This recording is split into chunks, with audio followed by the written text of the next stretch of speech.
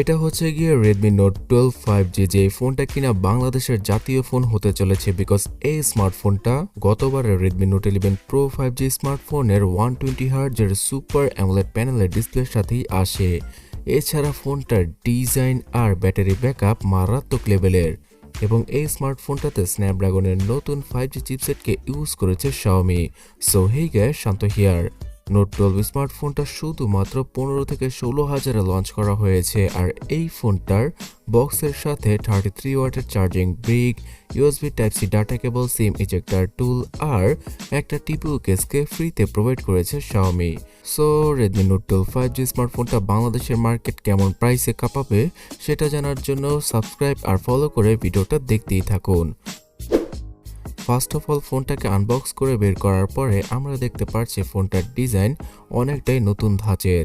এখানে ফোনের পেছনে ডুয়াল ক্যামেরা সেটআপকে দেখা যাচ্ছে, তার পাশাপাশি একটা ফ্ল্যাশ লাইটকে পেয়ে যাবেন আপনারা। অনেকটাই iPhone 12 স্মার্টফোনটার মতোই ডিজাইনের সাথে আসে নোট 12 স্মার্টফোনটি।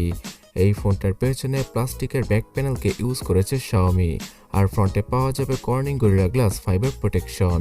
নোট 12 স্মার্টফোনের পুরো ফ্রেমটাই একদম ফ্ল্যাট এজের, সো এখানে কিছুটা প্রিমিয়াম ফিল পাওয়া যাবে। তো এই ডিজাইনটা আপনাদের কাছে কেমন লেগেছে অবশ্যই কমেন্ট করে জানাবেন। নোট 12 স্মার্টফোনের সবচেয়ে হাইলাইটেড ফিচার হচ্ছে গিয়ে এর ডিসপ্লে। গতবারের Redmi Note সিরিজের প্রো এডিশনের ডিসপ্লেকে এবার নর্মাল ভার্সনে ইউজ করেছে Xiaomi, যাতে করে কন্টেন্ট ওয়াচ করে অথবা গেম খেলে মারাত্মক লেভেলের মজা পাওয়া যাবে। 120Hz এর সুপার অ্যামোলেড প্যানেলের ডিসপ্লেকে ইউজ করা হয়েছে এখানে, যার সর্বোচ্চ পিক ব্রাইটনেস 1200 নিটসের। এবং এখানে সবচেয়ে অবাক করার ব্যাপার হচ্ছে গিয়ে নোট 12 প্রো অথবা প্রো প্লাস স্মার্টফোন থেকেও বেশি উজ্জ্বল হবে নোট 12 স্মার্টফোনটার ডিসপ্লে রোদের আলোতে। এই ফোনটাতে 120Hz এর রিফ্রেশ রেট থাকা একদম মাখনের মতো লাগবে যখন কিনা আপনারা ফোনটিকে ইউজ করবেন।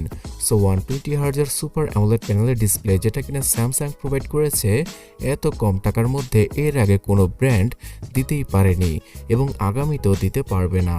6.67 ইঞ্চির এই বিশাল আকৃতির ডিসপ্লেতে ফুল এইচডি প্লাস রেজলিউশনকে ইউজ করা হয়েছে, তাই শার্পনেসে কোনো প্রকার ঘাটতি চোখেই পড়বে না। যে কোনো কন্টেন্ট দেখে আর গেম খেলে অনেক বেশি মজা পাওয়া যাবে।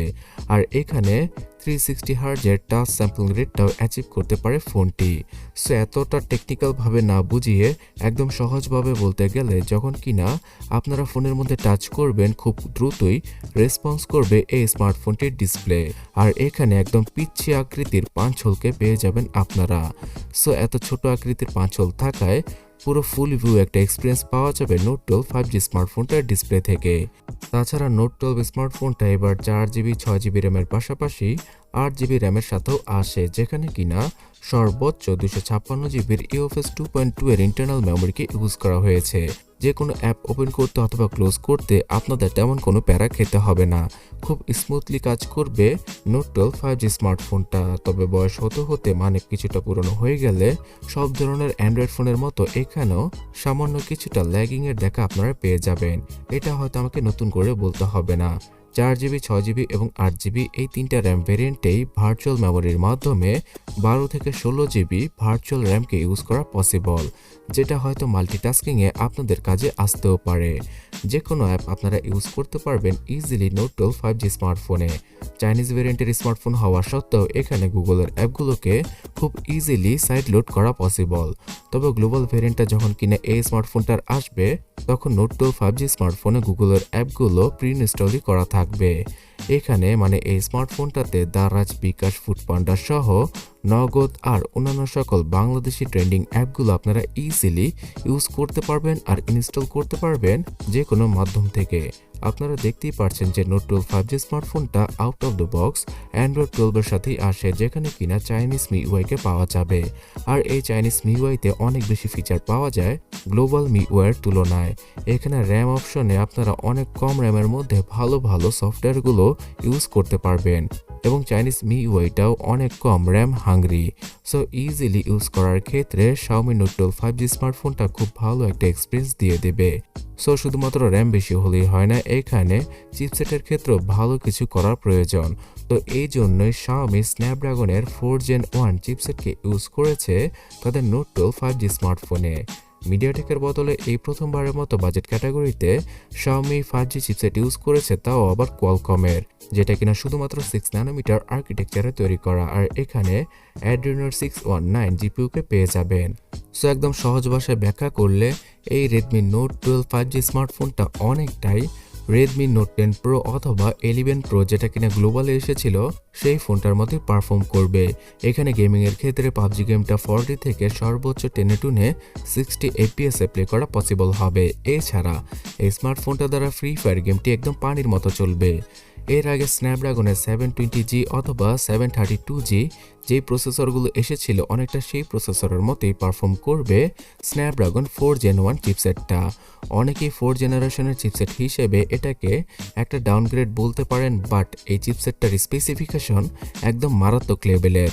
এর আগে Xiaomi তাদের নোট সিরিজের প্রো ভার্সনগুলোতে যে চিপগুলো ইউজ করত তার মতোই এবার পারফরমেন্স পাওয়া যাবে শুধুমাত্র নর্মাল Note 12 5G স্মার্টফোনে। তাই এখানে যে কোনো নর্মাল গ্রাফিক্সের গেমের পাশাপাশি ভিডিও এডিটিং আর হেভিলি মাল্টিটাস্কিং করা পসিবল হবে Note 12 5G স্মার্টফোনটা দ্বারা, যদি আপনারা 6 থেকে 8GB র্যামের ভেরিয়েন্টটা পারচেস করে থাকেন। তাছাড়া 5G সুবিধার জন্য এই 4 Gen 1 চিপসেটটাতে একাধিক 5G ব্যান্ডকে ইউজ করেছে কোয়ালকম। তাই বাংলাদেশে যখন কিনা 5G আসবে তখন আপনারা ফুল স্পিডে 5G-কে ইউজ করতে পারবেন Note 12 5G স্মার্টফোনটার দ্বারা। তবে এত ভালো ভালো কিছুর মধ্যে Xiaomi এখানে কস্ট কাটিংটা কোথায় করেছে জানেন?